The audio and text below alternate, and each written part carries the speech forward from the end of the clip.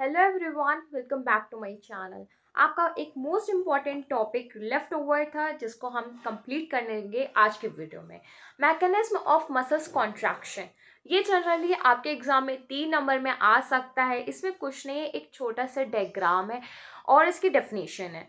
अगर मैं बताऊँ, क्लास 12th में आपने इसको पढ़ा होगा, क्लास 11th में आपने पढ़ा होगा, तो मेनली स्टूडेंट्स को ये याद होगा। आप एनसीईआरटी वाला भी इसमें लिख सकते हो। अगर आपके पास कंटेंट है या फिर आपके पास एनसीईआरटी बुक है तो आप उससे लिख सकते हो। Mainly mechanism of muscle contraction थोड़ा सा डिफिकल्ट है, बट अगर आपको समझ में आ गया तो आपके लिए बहुत ही ज़्यादा ईजी है। ये ज़्यादा मार्क्स में नहीं आएगा आपके एग्जाम में, बट हाँ 3 या 5 मार्क्स में आ सकता है, क्योंकि ये सिलेबस में मेंशन है और जितने भी चीज़ आपके सिलेबस में मेंशन है वो आपके एग्जाम में आ सकती है। अगर मैं बात करूँ, पहले हम लोग डिस्कस कर लेते हैं इसका ओवरव्यू। नेक्स्ट हम इसको एज अपने नोट से डिस्कस कर लेंगे। अगर आपको ये नोट्स अच्छे लगे तो प्लीज़ आप कमेंट बॉक्स में मेंशन कर दीजिएगा। मैं ये नोट्स आपको टेलीग्राम चैनल पे प्रोवाइड कर दूंगी। नेक्स्ट अगर मैं बात करूँ mechanism of muscle contraction, mechanism क्या है? एक प्रोसेस है, मसल्स कॉन्ट्रैक्शन कैसे हो रहा है। अगर मैं बताऊँ, मसल्स का कॉन्ट्रैक्शन या रिलैक्सेशन नहीं होगा तो आपकी बॉडी में मूवमेंट नहीं होगा। जितना भी आपकी बॉडी में मूवमेंट होता है वो सब मसल्स के अकॉर्डिंग होता है। मसल्स जितना आपकी बॉडी मसल्स कॉन्ट्रैक्ट और रिलैक्स करेगी उतनी आपकी बॉडी की मूवमेंट अच्छी होगी। फ्लेक्सिबिलिटी के लिए हम लोग कॉन्ट्रैक्शन और मूवमेंट के लिए बहुत सारी एक्सरसाइज प्रेफर करते हैं।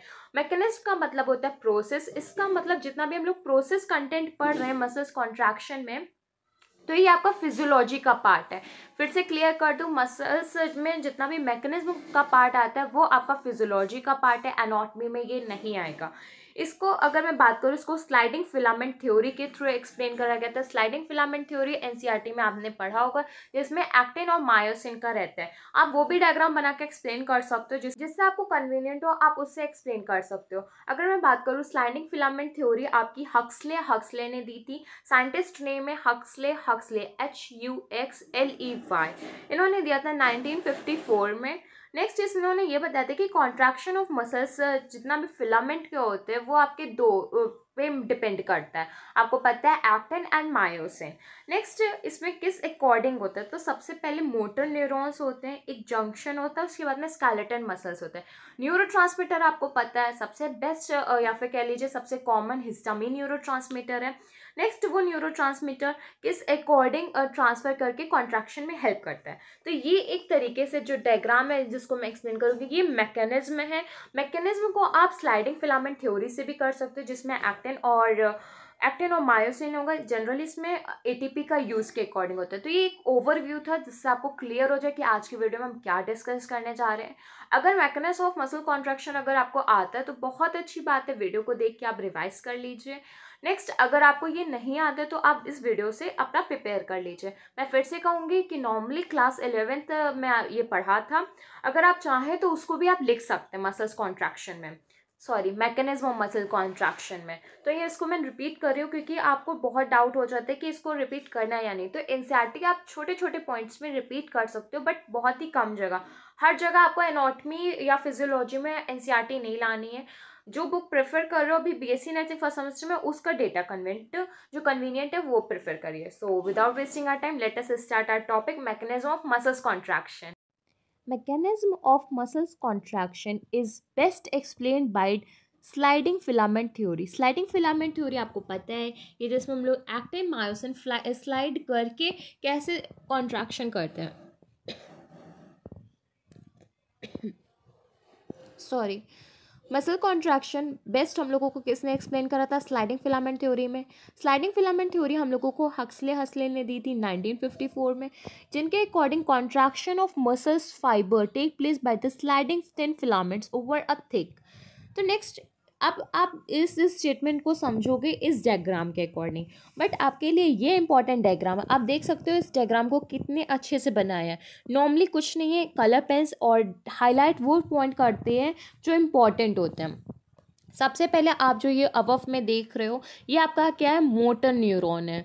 मोटर न्यूरॉन के बाद में जो स्पेस देख रहे हो ये क्या है? जंक्शन है। नेक्स्ट जो आप ये देख रहे हो वो क्या है? स्केलेटन मसल है, स्केलेटन मसल। नेक्स्ट, एक मिनट। नेक्स्ट जो आपका एक्शन पोटेंशियल है, एक्शन पोटेंशियल आपको पता है बाहर से आता है सिग्नल, जो भी लेकर आते हैं वो एक्शन पोटेंशियल है। नेक्स्ट इसके अंदर जो आप सर्कल देख रहे हो वो क्या है? आपका साइनेप्टिक वेसिकल्स है, इसके अंदर क्या फिल है, आपका न्यूरोट्रांसमीटर फिल्स है। सबसे इसमें क्या मेनली होता है, एसिटल कोलिन। अब आप जो ये चैम्बर देख रहे हो, इस चैम्बर को हम लोग कहते हैं calcium voltage gated channel. Mainly इसमें कैल्शियम आपके इंटर करता है बाहर सराउंडिंग से। अगर मैं बात करूँ, कैल्शियम आएगा, कैल्शियम की वजह से आपके जो साइनेप्टिक वेसिकल्स है वो बाहर आएंगे मोटर न्यूरॉन से। बाहर आते ही वो क्या करेंगे, बर्स्ट करेंगे। बर्स्ट मतलब कि वो फूट जाएंगे।